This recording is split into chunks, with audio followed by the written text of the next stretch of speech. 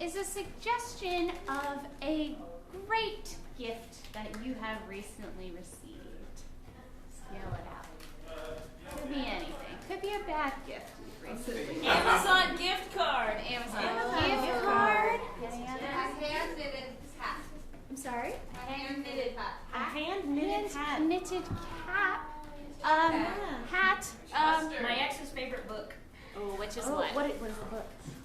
I don't know how to read it. Yay! Or person or girl or whoever. That rolls. Okay. Do you guys just want to riff on those things? Yeah, sounds good. All right, cool. No, I was going to say knitting, right? Yeah, knitting, right? Yeah, I knit a little bit. It's like a real cool person thing that I do. Your grandma's really the queen knitter. Yeah, my grandma rolls at knitting. She volunteers at a senior center, and they get all these like donations of yarn and stuff that people like don't want from their houses anymore. And then the old ladies in our knitting group knit stuff, and then they donate it to people who need needed stuff. That's so cute. Unless it's not machine washable, and then she just gets free yarn, and she's like, I kept this one for myself. So she knows how to work the system. That's adorable. When I was in college, my freshman year roommate, Allie, she was uber smart. She was going to be a doctor, and she was like, I want to cure malaria early. Nice. And so Just get it done she, and then move on. Check that off before check senior it year. off. Well, and she graduated in 3 years because she was like, gonna move on. But she created this group on our campus called Knitting for Nets, and it was like we would knit blankets and sell them, and then all of the proceeds would go to buy mosquito nets that she would ship over to Africa. Oh, Yeah. that's so cool. Does that mean you know how to knit and I didn't know this? I knew how to crochet for a little bit, and then added a second needle, and I lost it. You're like, it's all falling apart. Unraveling quickly. I tried to teach myself how to knit last year. I've had a whole year of trying to teach myself domestic crafts because they're cheap and they're like something to do with your hands that's not Facebook and Instagram. So I was like, great, I can still listen to podcasts and do this. So I tried to knit, but then I bought really cheap yarn, and I think that was a mistake because it doesn't stick to the needles. It just kind of slides away from you. And I was like, this is way harder than I think it should be. And then I did embroidery. I embroidered a bunch of stuff for a while. You guys both got embroidery for Christmas. You guys could too if, you're really nice to us and become our friends. Yeah, you're a really sweet snowflake. Yeah. Mine's a feminist. It did. That was a kit. And yours I made up. So that's why it's a snowflake. It's symmetrical and easy. It's mostly lines. And then I also did some cross stitch. So cross stitch and embroidery, which are different but very similar. And I think next I'm going to take up watercoloring and just really make the whole, just complete the picture of 30-year-old going on 80. Very good. I think that's enough to start with. Thank you very much.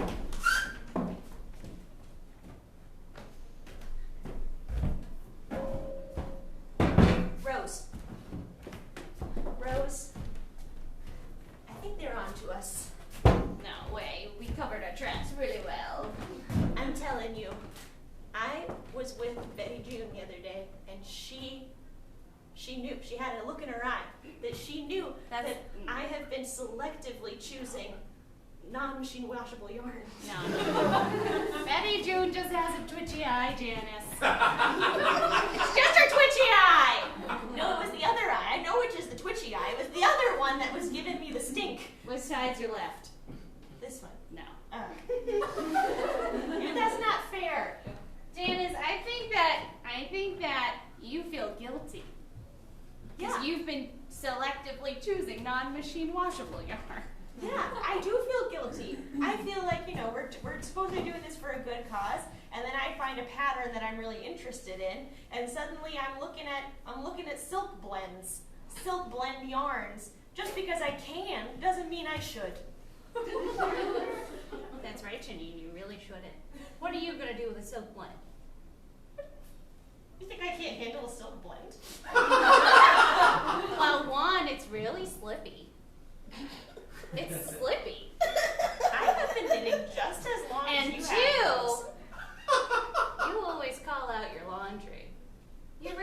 tip them extra for silk? No, I don't. But I thought, one of my grandchildren, she hasn't accepted my Facebook friend request yet. Oh. So I thought if I sent her a really nice silk blend knitted hat that maybe she would, play words with friends with me. Oh, Janice. So you see, I'm deep in it. I'm deep in it. I'm at a Breaking Bad level of coercion. I'm corrupt. I'm trying. I started with good intentions. Right. Now you've gone too deep. But now I've gone. You're an anti-hero. Yeah. I knew I would be. It took me 73 years to get here, but I knew eventually it would be me. Oh, gosh. Ginny, it's okay to want things for yourself. It's okay to want to have a nice hat or spend some time playing Scrabble on the internet with your granddaughter. You don't have to hide behind kind deeds. It's okay to be a little bit selfish. Did you also grow up in the same decades that I did?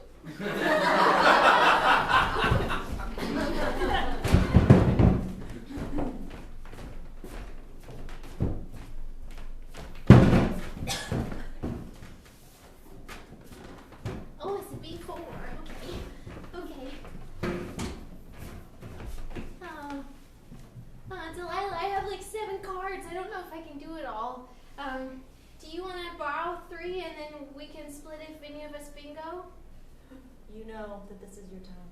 Oh, it's so much pressure being the bingo champion. and every time I'm put in the hot seat, I feel like I'm gonna melt. Just a little bit. I'm gonna melt. Oh, 07, got it. And 07. And She hit a 7. Anyway, feel a little melted, a little stuck in the seat. You just need to get focused. You need to get focused. That's bingo. In 14. Okay.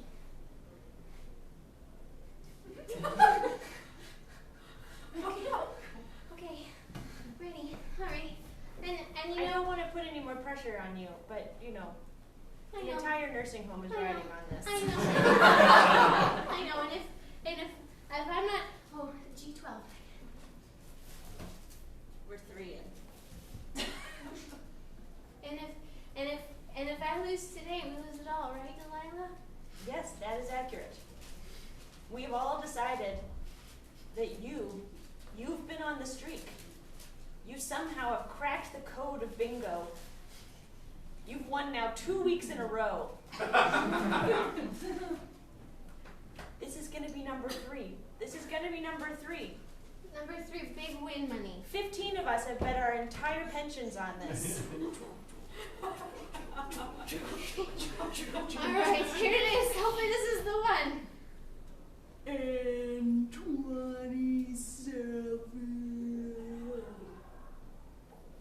I don't have that one.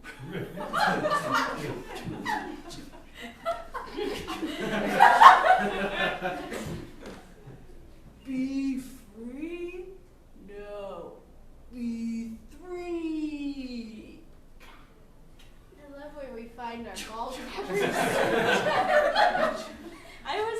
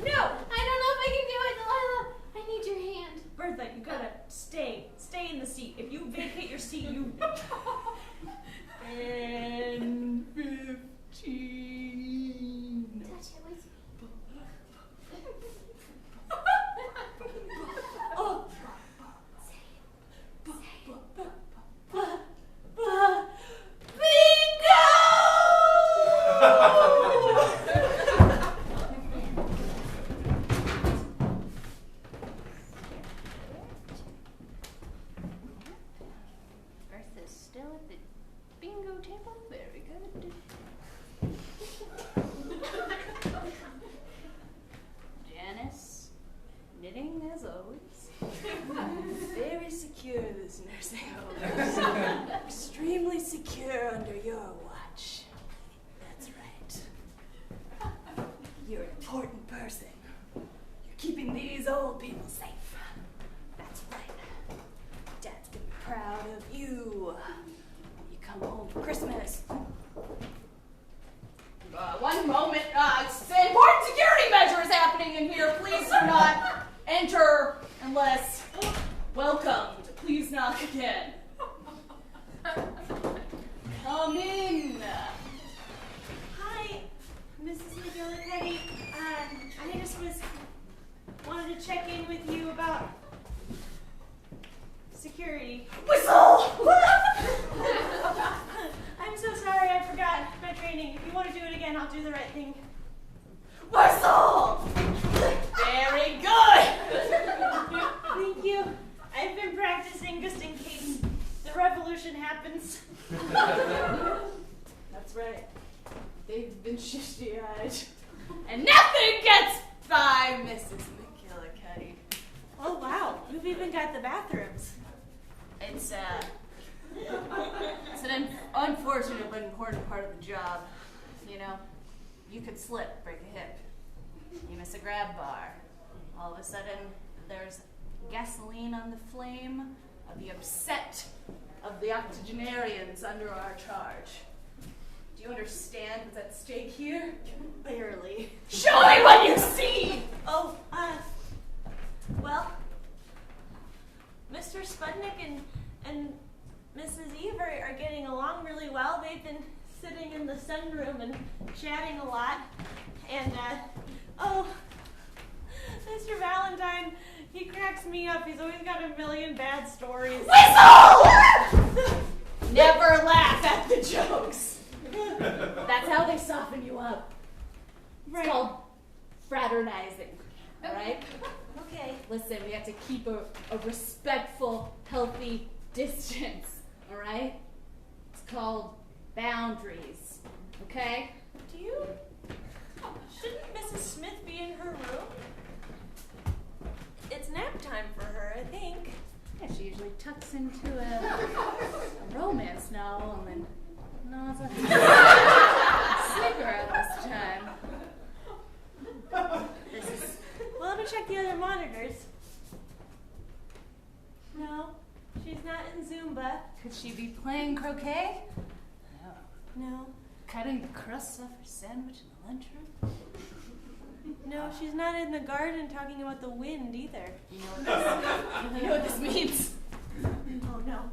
You've got a code gray. Code gray! Oh, sorry, different sound. You take the left side, I'll take the right.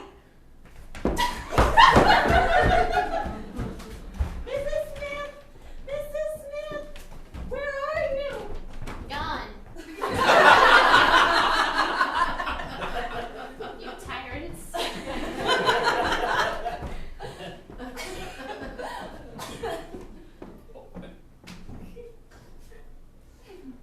So my grandfather died like 2 years ago, and it was it's one of those deaths where it was like everyone kind of went, oh, this is so sad, but we're also kind of relieved. I'm sorry. I know that some of you can relate to that.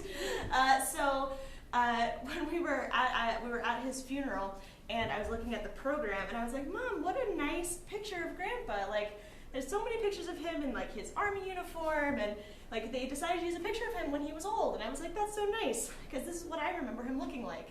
And she looks at the program and she goes, oh good, they cropped out the blood stains. What was it from? My grandpa was a gentleman farmer, and he would not hurt, like his animals wouldn't bleed on him, but he was just really clumsy, and so he'd like cut himself and just kind of go like this. And then, so my entire childhood, I just thought everyone's grandpa had like blood smears all over them. And also everyone's grandpas had cows that were sold to make hamburgers that he named after his grandchildren. You a cow? I was a cow. I was a cow. He would be like, that one's Jesse, that one's Nick, that one's Margaret. And then after they, my mom, like years later, my mom was like, you know those cows became burgers, right? And the pièce de résistance is so he didn't butcher the cows himself because he was a gentleman. Because he only gets his own blood. He only spills his own blood. But in the town where he raised cows, he would send them off to this farm. It was a processing farm, and they would kill the cows. And the farm was named after their family, and their last name happened to be Blood. So Perfect. the cows would get shipped off to Blood Farm. Okay, we're gonna round this one out.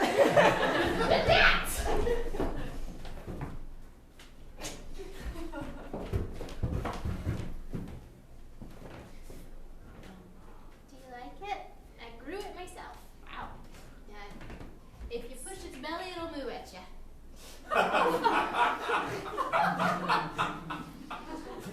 Is that what you do with the cows all day? Well, I get bored. Okay. And you know, there's a lot of time on your hands out here by yourself. I fashioned it after those cows we used to play with when we were kids, and you'd flip it over, you know what I'm talking about, and then we flip them back, Yeah, and they of go course. meh. And so I thought, what an honor to give my sister her own mooing cow, Wow. life size. Most people go on the registry. Like plates, flatware, the KitchenAid. But no, this is great. She's gonna do great in my apartment. Yeah. I thought she'd fit right in next to the chess table. Because she's black and white. Yes, that is what I meant to say. Yes. Well, one of us had to be a farmer, seeing as our last name's Cow. Yeah. It really Not mine. fills the destiny. Too much longer. It doesn't sound so happy. You have to give her some time to refill. Of course. I've forgotten everything since I moved to the city. It's nice to see you out here in the grass and in the I stable and love it. where there's more hay. Yeah, and bugs. Are you happy though in the big city? I mean, yeah. you're gonna get married and never come back. The plan. Wow. Well, at least you'll have I actually named him after. I actually named her after Mom. What? So you'd remember us out here on the farm. Mom knows you named the cow? Well, she misses you, so she thought, well, this will be like sending a piece of myself with Cindy when she leaves. And she gets married and she plays chess. She really said that? Yeah. Oh, man. You know, it was a while ago. Sorry, Mom. You can call her Linda. It's weird to call Mom Linda. So it's weird to call this cow Linda. Do you think Tom's gonna like it? No.